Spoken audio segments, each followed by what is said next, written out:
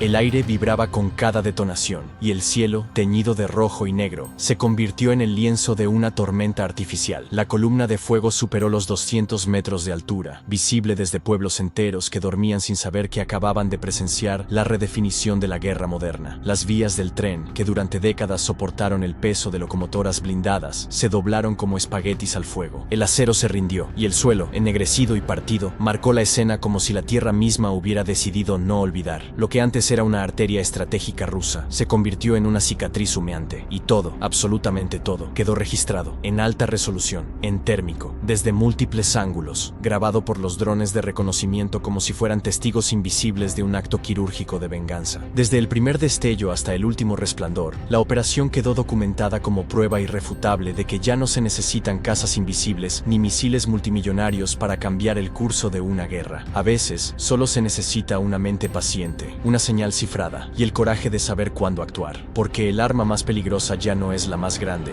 ni la más veloz, ni la que más ruido hace. Es la que no ves venir, es la que te estudia, la que te espera, y cuando finalmente ataca, no deja nada en pie. Si este vídeo te hizo ver el conflicto moderno con otros ojos, entonces no te vayas sin hacer 3 cosas. Dale like para que más personas entiendan lo que realmente ocurre allá afuera. Suscríbete si quieres seguir explorando el lado no contado de la guerra, con el detalle, el análisis y la crudeza que otros no se atreven a mostrar. Y activa la campanita, porque la próxima operación ya está en marcha, y cuando suceda, vas a querer estar entre los primeros en saberlo. Nos vemos en el próximo vídeo.